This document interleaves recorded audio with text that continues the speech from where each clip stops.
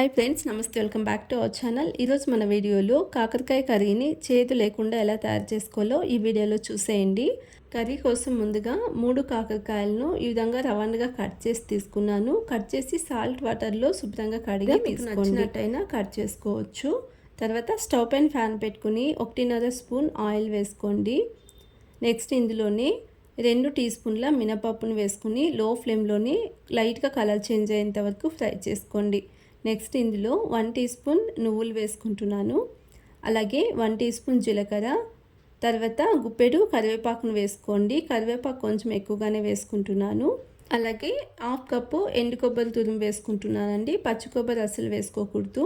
తర్వాత చిటికెడు పసుపును వేసుకుని చిన్నగా కట్ చేసుకున్న కొత్తిమీరను వేసుకోండి. కొత్తిమీర 1/2 కప్పు వేసుకుంటున్నాను.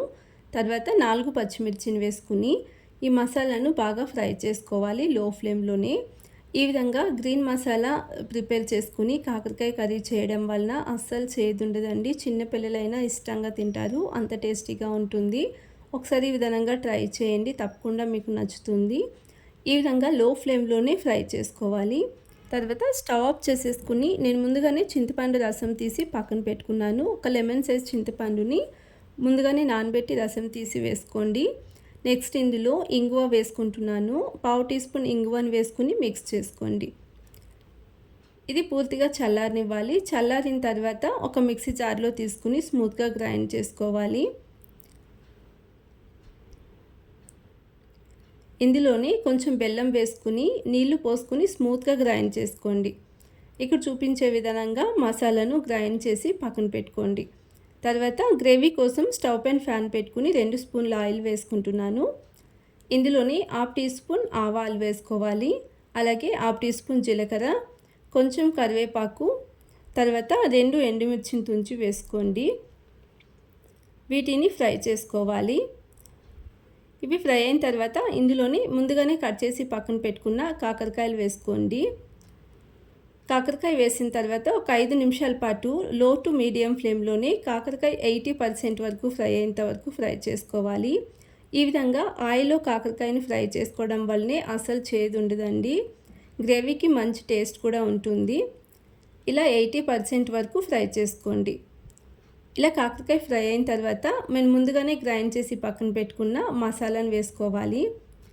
ఇప్పుడు గ్రేవీకి సరిపడా వాటర్ని వేసుకోండి.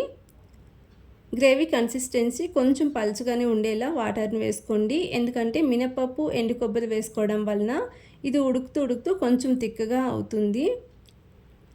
ఇప్పుడు ఈ విధంగా ఉండేలా మిక్స్ చేసుకుని చూసుకుని కన్సిస్టెన్సీ వాటర్ని వేసుకోండి.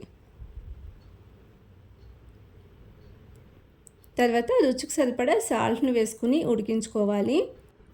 కర్రీని ఎక్కువగా ఉడికించుకున్న అవసరం లేదు. 2-3 నిమిషాల పాటు ఈ విధంగా పైన ఈ పొంగు వస్తుంది కదా, ఇది కొంచెం తగ్గేంత వరకు 2-3 నిమిషాల పాటు ఉడికించుకోండి. ఆల్రెడీ మసాలాలు అన్నీ ఫ్రై చేసి గ్రైండ్ చేసుకోవడం వలన ఎక్కువగా ఉడికించుకోకండి, ఫ్లేవర్ ఉండదు. ఇలా మిక్స్ చేసుకుంటూ ఒక 2-3 నిమిషాల పాటు మీడియం ఫ్లేమ్లోనే ఉడికించుకోండి. ఈ విధంగా గ్రీన్ మసాలా యూజ్ చేసి కాకరకాయ కర్రీ ఒకసారి ట్రై చేయండి. చపాతీ, రోటీ, రైస్, పుడింటి కూడా చాలా టేస్టీగా ఉంటుంది. ఈ విధంగా వారానికి ఒకసారైనా కాకరకాయ కర్రీని ట్రై చేయండి. చేదు లేకుండా చాలా రుచికరంగా ఉంటుంది. అలాగే రెసిపీ నచ్చినట్లయితే ప్లీజ్ ఛానల్ని సబ్స్క్రైబ్ చేసుకోండి, లైక్ చేయండి, షేర్ చేయండి. ఆఫ్ చేసేసుకుని చల్లారిన తర్వాత చూడండి, చల్లారిన తర్వాత గ్రేవీ ఎంత థిక్గా వచ్చిందో.